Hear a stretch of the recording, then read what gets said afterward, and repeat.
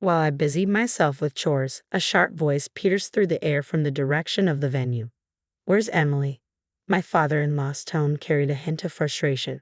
Deciding it best to acknowledge my father-in-law, I made my way towards the venue. However, before I could reach them, snippets of conversation reached my ears. My husband and mother-in-law were speaking, their voices tinged with amusement. "Oh, if you're referring to Emily, she's occupied with tasks behind the scenes. Don't concern yourself. After all, what else would a wife be good for?" I go by Emily, a 23-year-old navigating the daily grind in an office setting. My romantic ties lie with Steve, an acquaintance with whom my introduction was anything but ordinary. In a twist of fate, our paths crossed through proximity, Steve residing in the apartment adjacent to mine. One leisurely day off, the tranquility was disrupted by a jarring commotion from Steve's abode. Did that sound like a collision against the wall? I pondered, mindful of my own modest noise level, with the television murmuring softly in the background. Unease crept in as my thoughts veered towards scenarios of mishap or distress. Compelled by concern, I tentatively nudged the doorbell of Steve's dwelling, met initially with silence. Undeterred, I persisted, the bell chime echoing through the hallway. A faint voice answered from within. "Who's there? Are you all right?" Summoning courage, I responded, and in due time, the door creaked open, revealing Steve on the other side. As the door swung open, a man teetered on the threshold, his demeanor suggesting imminent collapse. "Are you all right?" I inquired, concern knitting my brows as he leaned heavily against the doorframe. A bewildered expression etched across his face. "I'm famished. Can you believe it? I haven't had a morsel in days," he murmured, his voice tinged with exhaustion. "What?" Alarmed by his revelation, I hastily retreated to my own abode, scurrying for sustenance. Retrieving a sandwich and a flask of tea from the remnants of yesterday's provisions, I returned to his quarters. "Here, please take this," I offered, extending the meager offering. His eyes widened in disbelief. "Are you sure?" he questioned, a mix of gratitude and disbelief coloring his tone. "I'd be far more troubled if you were to starve," I replied earnestly. "Thank you for your kindness," he whispered gratefully, accepting the sustenance with trembling hands. With those words he tore into the sandwich, devouring it with remarkable speed. The tea followed suit, disappearing down his throat in swift gulps, eliciting a contented sigh. "Thank you for the meal. I genuinely thought my time was up. I'll definitely find a way to repay you for the sandwich." "No need for repayment. It's no trouble," I reassured him, concern lingering in my tone. "But why have you gone without food for so long?" Actually, after covering tuition and rent, I found myself completely strapped for cash. "So, you're a student?" I inquired. "I'm in my final year of college. And you? Do you have a part-time job?" "Unfortunately, the pub where I worked unexpectedly closed down," I explained. "That's dreadful. So, you were paid and your circumstances spiraled," he surmised. "I did want to burden my parents," I confessed. "I understand, but it's crucial to communicate with them. It's dangerous to be in a state like this," I cautioned. "You're right. I'll be more cautious," he promised. Following our conversation, his stomach emitted a low rumble. "Oh," I chuckled, unable to suppress a smile. "You must be famished." "Well, I can't deny it after days without a meal," he admitted with a sheepish grin. Deciding it was imperative for him to eat, I offered him some of my homemade fare. Initially hesitant, he relented when I insisted, expressing concern over the prospect of him succumbing to malnutrition. With that, I ushered him into my room, where a fragrant dish of fried rice awaited him. "This is delicious. It's been ages since I've tasted such a treat," he remarked between mouthfuls, his enthusiasm reminiscent of a child's, endearing in its simplicity. His hearty appetite stirred a sense of maternal warmth within me. As we savored the meal, we exchanged introductions and contact details, laying the foundation for a newfound connection. I urged him to reach out if he ever found himself in a bind. It wasn't long before he secured another part-time gig, landing a position at a restaurant that offered complimentary meals. "Thanks to you, I won't be facing starvation," he expressed gratefully. "I'm relieved to hear that," I replied sincerely. In recent times, upon returning from work, I started preparing extra portions, extending an invitation for him to join me for dinner. The solitude of solitary meals had begun to weigh heavily, making the shared repasts a welcome change. Lost in thoughts of our shared meals, his demeanor suddenly shifted, a seriousness clouding his expression. Is something the matter? I inquired, sensing his unease. With a gulp, he broached the topic, his words weighted with apprehension. Emily, would you consider going out with me? Huh? I stammered, caught off guard by his unexpected confession. I may just be a struggling college student, hardly a suitable match for you, but I've developed feelings for you. His candid confession caught me off guard. Though truth be told, I found myself drawn to him as well. Without hesitation, I accepted his proposal to start dating. I feel the same way about you, Steve, I admitted. His face lit up with joy at my response, and thus began our journey as a couple. We navigated the intricacies of our newfound relationship, delighting in conversations about trivial matters like whose apartment to spend time in, given our close proximity as neighbors. Our romance flourished, and upon his graduation from college, Steve secured a job. It was then that we made the decision to take our relationship to the next level by moving in together. Despite practically sharing living spaces already, we opted for a larger accommodation to ease the financial strain of rent. Our courtship persisted, culminating in marriage when I was 26 and Steve was 25. While our day-to-day routine remained largely unchanged post-wedding, one significant shift occurred: the emergence of Steve's mother as my mother-in-law. Previously, our interactions with her had been minimal. However, following our marriage, we found ourselves engaging with her more frequently. Despite her absence from our shared living space prior to tying the knot, she began visiting our home with increasing regularity after the wedding bells had chimed. Emily, have you even bothered to clean this room properly? My mother-in-law's sharp tone cut through the air. Ha! I faltered, taken aback by the sudden accusation. Just look at all this dust. I can't reach those high places, and I don't have the time to clean after work, she continued, her disapproval palpable. What? I'm not talking back, I'm just saying I can only do so much. I defended myself. You're just making excuses. I can't believe Steve married someone like you, she retorted, her words stinging with disdain. Such exchanges had become routine, with my mother-in-law seizing every opportunity to criticize me. With my work schedule dictating earlier departures and returns than my husband, I found myself enduring her relentless haranguing until his arrival. Each day, I diligently tended to household chores, hoping for the solace of my husband's presence to alleviate the tension. What's cooking? I turned to find my mother-in-law scrutinizing my culinary efforts. Huh? Grilled fish, I replied, puzzled by her sudden intrusion. Steve won't be satisfied with that. You should prepare something more elaborate, she declared, dismissing my choice. Mother-in-law, what's going on? I questioned as she discarded the fish I had prepared, tossing it into the trash. I can't believe I entrusted the daily cooking to you. From now on, I'll take charge, she proclaimed, taking me aback. What? If she takes over, it means she'll be here every day. That's not what I want, I protested internally. There's no need for that, mother-in-law. I'm perfectly capable of cooking, I interjected. No, I don't trust your cooking. I'll be here to cook every day, she insisted adamantly.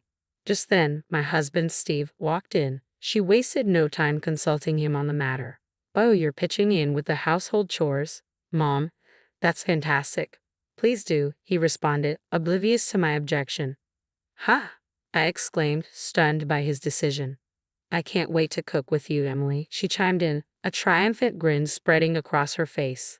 From that point onward, life became unbearable. Armed with a key obtained from Steve, my mother-in-law began to infiltrate our home, eagerly anticipating my return from work. You're late. Don't shirk your responsibilities just because I'm handling the cooking. Start cleaning now, she would bark, disregarding my exhaustion. Even when the house was reasonably tidy, she insisted on relentless cleaning, closely monitoring my every move. If I dared to pause for a moment's rest, she would unleash a torrent of scolding, leaving me with no choice but to comply, further exacerbating my fatigue. Without fail, she appeared daily to take charge of meal preparation, lingering to dine with us. In Steve's presence, she would disparage me, labeling me as ineffectual. Don't cause trouble for Mom, he would chide, redirecting blame onto me instead of addressing his mother's behavior. With her husband working abroad, my mother-in-law lived alone, affording her ample time to invade our space with unwavering frequency. She began applying pressure for us to start a family. There's nothing more rewarding than parenthood. Hurry up and give me a grandchild or two, she urged persistently. Even if we wanted to, it's not something we can rush. It takes time, I countered, attempting to reason with her. Young people nowadays always have excuses. I had Steve right after I got married, she retorted, dismissing my explanation. Ha! Maybe it's because you were a homemaker. That's why, I suggested. What? She exclaimed, taken aback by my response. I mean, your circumstances were different. You had the luxury of being a full-time housewife, I clarified. What kind of logic is that? She scoffed. If you're able to fully support your husband's career, you'll have more time to focus on starting a family. But with your demanding job, it's understandable that you're exhausted, she continued, her words cutting. How can you say that? That's incredibly insensitive. I don't think it's that simple, I protested. Enough. Just stop, she snapped, cutting me off abruptly. If you don't conceive soon, we'll find another wife, my mother-in-law declared bluntly. Another wife? I echoed in disbelief. Of course. A woman who can't bear children holds no value, she asserted callously. In this day and age, it's inappropriate to make such discriminatory remarks, I countered, shaking my head at her archaic views. You always have to argue, don't you? I'll be sure to tell Steve, she retorted, her face flushed with anger. Ironically, it seemed she was the one who couldn't refrain from arguing. When Steve returned home, his mother wasted no time recounting the incident. Emily, did you argue with my mom? What were you thinking? He demanded, his voice tinged with frustration. It's probably your fault that we can't have children, he accused, directing his anger towards me. What? Are you saying that too? There's no way it's my fault. What nonsense, I retorted, frustration simmering beneath the surface. My patience wore thin as my husband once again took his mother's side. Contemplating the possibility of divorce, I couldn't shake the feeling of being constantly undermined. However, amidst these tumultuous thoughts, tragedy struck with the passing of my husband's grandmother, who had been hospitalized. As preparations for the funeral commenced, I found myself torn. Despite contemplating divorce, attending the funeral was an obligation I couldn't ignore. Yet to my dismay, both my husband and his mother insisted that I stay out of sight. Don't come here, just stay in the back and handle the chores, they directed me. Feeling marginalized and disregarded, I resigned myself to the menial tasks of preparing tea and tending to household chores in the background. Amidst the somber atmosphere of the funeral, I resolved to leave my husband once the ordeal was over. As I went about my chores, the sound of raised voices echoed from the gathering area. Why isn't Emily here? My father-in-law's voice cut through the air, signaling his return from an overseas trip. It made sense for him to be present, given the occasion, his mother's funeral. Feeling obligated to acknowledge him, I decided to make my way to the venue. However, as I approached, I overheard my husband and mother-in-law exchanging disdainful remarks with smirks plastered on their faces. It's clear she's not part of the family. We've relegated that woman to menial tasks in the back, they sneered, not even bothering to lower their voices in front of my father-in-law. Their audacity astonished me. Their behavior remained unchanged despite the circumstances. In the next moment, my father-in-law's enraged voice thundered, punctuating the tense atmosphere. Are you kidding me? What do you think a wife is for? My father-in-law's sudden outburst left my husband and mother-in-law visibly taken aback. What's gotten into you? My husband stammered, clearly surprised by his father's reaction. Yeah, you really caught us off guard, my mother-in-law chimed in, her tone tinged with disbelief. I'm appalled by your mindset. I need to speak with Emily, my father-in-law declared, his voice firm with resolve. Upon hearing his words, I made my way to where they were gathered. Father-in-law, it's been a while, I greeted him politely. Yes, indeed, he replied. As I entered, I couldn't help but notice the disdainful glares from my mother-in-law and husband. Emily, could it be that you've been enduring this treatment from my son and wife? My father-in-law inquired, his expression grave. Yes, she's been coming to our home almost every day to criticize me, and Steve has been joining in to blame me, I confess, feeling a weight lift off my shoulders as I spoke the truth. As I spoke, my father-in-law's gaze turned stern as he directed his ire towards his wife and son. You two are despicable. Have you no shame? He chastised them. What's happening? My husband interjected, his confusion palpable. However, his father disregarded him, focusing his attention on me. You two are truly beyond redemption, he lamented, shaking his head in disappointment. Turning to me, my father-in-law posed a question. Emily, what do you think? Do you wish to continue your marriage with my son? Dad, what are you saying? My husband protested, his voice tinged with panic. Ignoring his outbursts, I met my father-in-law's gaze and spoke firmly. I want a divorce. Emily, are you serious? My husband's voice wavered with disbelief. Your mother made it clear that if I couldn't bear a child, I should be replaced, I explained, my words heavy with resignation. Wait a minute, Emily, what are you saying? He pleaded, desperation creeping into his tone. I refuse to stay with a mother-in-law who spouts such cruel sentiments, and I'm tired of a husband who sides with her instead of standing up for me, I declared, my resolve unwavering. So, I've made up my mind. I want a divorce.